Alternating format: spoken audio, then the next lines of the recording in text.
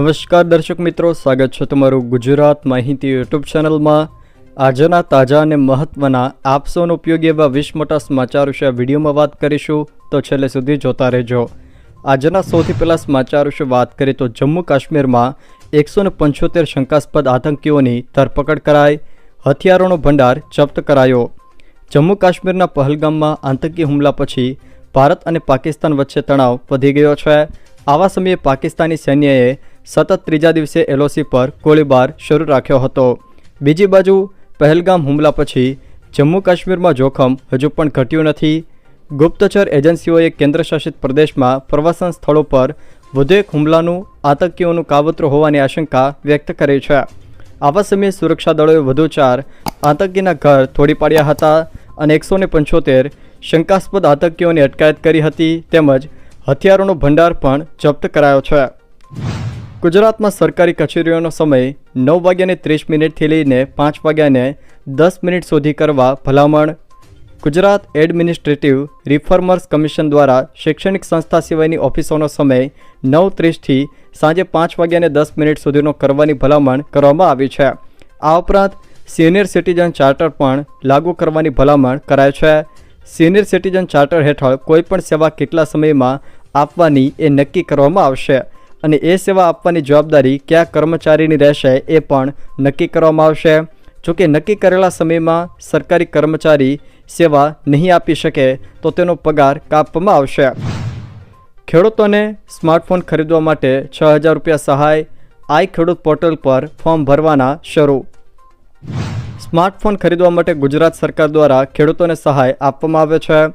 Smartphone ખરીદી સહાય યોજના હેઠળ રાજ્યના ખેડૂતોને સ્માર્ટફોન ખરીદી પણ ખેડૂતોને મહત્તમ રૂપિયા 6,000 સુધીની સહાય આપવામાં આવે છે, જેમાં ખેડૂતોને સ્માર્ટફોનની ખરીદ કિંમતના 40% અથવા તો રૂપિયા 6,000 આ બેમાંથી જે ઓછું હોય તે સહાય મળવાપાત્ર થાય છે। જોકે હાલ તેના ફોર્મ આઈ ખેડૂત પોર્ટલ ઉપર ભરાવાના શરૂ થઈ ગયા છે। સરકાર દ્વારા નવું આઈ ખેડૂત પોર્ટલ લોન્ચ કરવામાં આવ્યું છે, જેના પર જઈને ખેડૂતો ફોર્મ ભરી શકે છે। જોકે આ ફોર્મ ભરવા માટે કયા કયા દસ્તાવેજોની જરૂર પડશે એના વિશે વાત કરીએ તો બેંક પાસબુક કે કેન્સલ કરેલ ચેક, આધાર કાર્ડ, સંયુક્ત ખાતેદારના કિસ્સામાં બાહેધરી પત્રક, જ્યારે ખરીદી બિલ, જ્યારે દિવ્યાંગનું પ્રમાણપત્રની નકલ તમારે લાગુ પડતું હોય તો તે પણ જોડવાની રહેશે, જ્યારે વન અધિકારી પ્રમાણપત્રની નકલ લાગુ પડતું હોય તો તે પણ જોડવાની રહેશે। આમ ખેડૂતોને સ્માર્ટફોન ખરીદી પર 6,000 રૂપિયા સુધીની સહાય આપવામાં આવે છે। વધુ 2 બેન્કોએ વ્યાજદરમાં ઘટાડો કર્યો। કેનેરા બેંક અને ઇન્ડિયન બેંકે જાહેરાત કરી છે કે તેઓ તેમના ધિરાણ દરોમાં તેટલા જ ઘટાડો કરશે જેમ કે આરબીઆઈએ તાજેતરમાં રેપો રેટમાં 0.25%નો ઘટાડો કર્યો હતો। કેનેરા બેંકમાં લઘુત્તમ હોમ લોન દર 7.90% અને વાહન લોન દર 8.20%થી શરૂ થશે। ઇન્ડિયન બેંક હોમ લોનના દર 7.90%થી શરૂ થાય છે, જ્યારે કાર લોનના દર 8.25%થી શરૂ થાય છે। આ દરો આ મહિનાની 12મી તારીખથી લાગુ થશે। ખેડૂતોને ઘટક યોજનાઓમાં સહાય મેળવવા માટે નવું આઈ ખેડૂત પોર્ટલ શરૂ કરાયું। આઈ ખેડૂત પોર્ટલ 2.0 શરૂ કરાયું છે।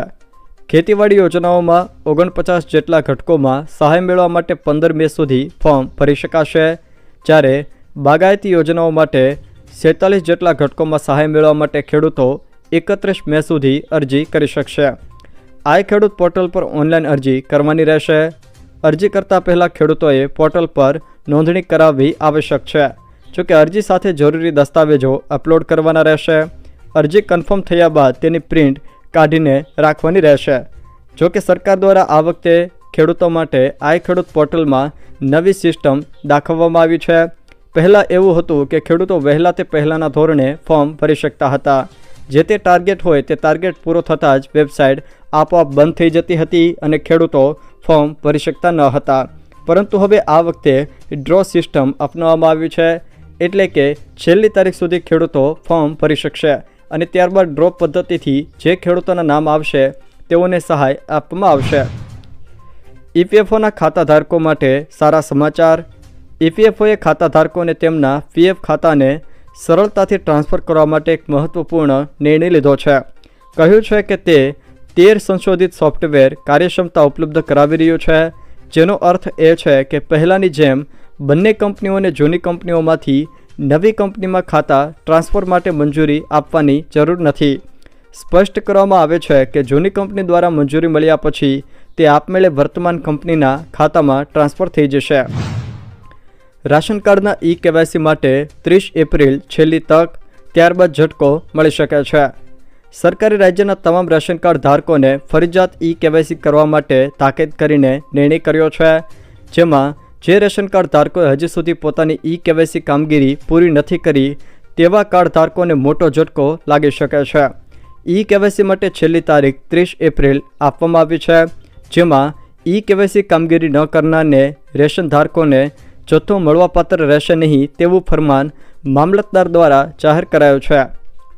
ગુજરાતના વાતાવરણમાં પલટો આવ્યો, માવઠું વરસ્યું. છોટાઉદેપુર જિલ્લાના વાતાવરણમાં પલટો આવ્યો હતો તો બીજી તરફ વલસાડમાં પણ ઉમરગામ નજીક કેટલાક વિસ્તારોમાં ઠંડા પવન સાથે વરસાદી છાંટા પડ્યા હતા. ડાંગમાં પણ વરસાદ પડ્યો હતો. ગિરિમથક સાપુતારામાં વરસાદી ઝાપટું પડ્યું હતું. જોકે આહવા સહિત ગ્રામીણ વિસ્તારોમાં વરસાદી માહોલ જોવા મળ્યો હતો.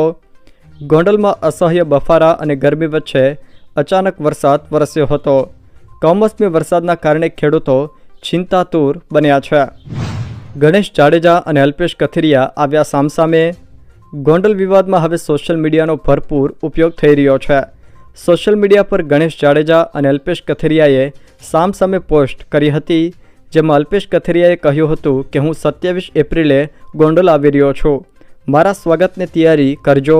તો ગણેશે પોસ્ટમાં લખ્યું હતું કે ગોંડલને બદનામ કરનારનું સ્વાગત કરવા માટે તૈયાર રહેજો. આર્મી મૂવમેન્ટનું કવરેજ ન કરવા માટે સરકારની સૂચના. ભારત સરકારે તમામ મીડિયા હાઉસને સંરક્ષણ કામગીરી અને દળોની ગતિવિધિઓનું કવરેજ ન કરવા માટે એક એડવાઇઝરી જાહેર કરી છે. આર્મી મૂવમેન્ટનું કવરેજ ન કરવા સરકાર દ્વારા સૂચના આપી દેવામાં આવી છે.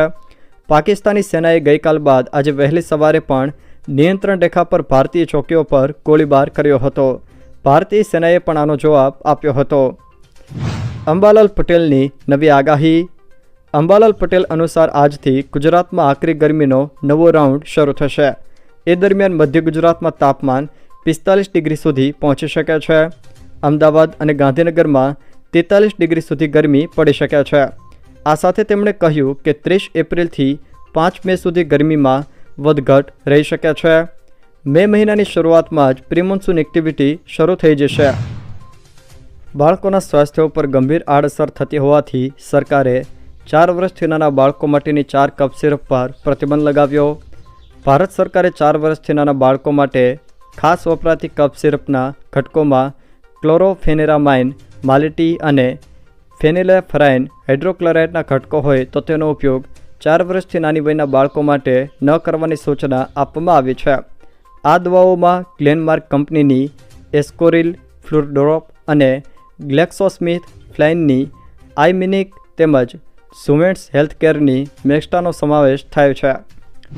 પાકિસ્તાનને એક પણ ટીપું પાણી નહીં મળે, CR પાટીલની જાહેરાત. પહેલગામ હુમલા બાદ પાકિસ્તાનને આકરો સબક શીખવાડવા માટે ભારત દ્વારા અનેક મોરચે પગલાં લેવાઈ રહ્યા છે. ભારતની નદીઓમાંથી પાણીનું એક પણ ટીપું પાકિસ્તાનને ન મળે તે માટે સરકારે સિંધુ જળ સંધિનો અમલ તાત્કાલિક અસરથી અટકાવી દીધો છે. કેન્દ્રીય ગૃહમંત્રી અમિત શાહના નિવાસસ્થાને સિંધુ જળ સંધિ મામલે એક મહત્ત્વની બેઠક યોજાઈ હતી.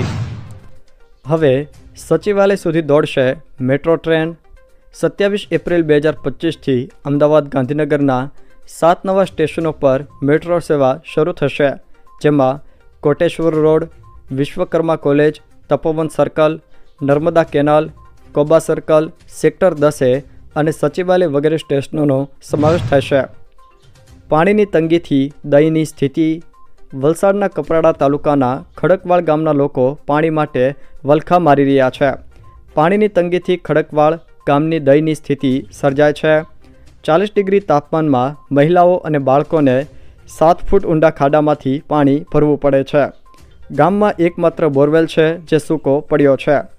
586 કરોડની અસ્ટોલ યોજના અંતર્ગત અડધા ગામ સુધી પાઇપલાઇન પહોંચી છે, પરંતુ તેમાંથી પાણી મળતું નથી.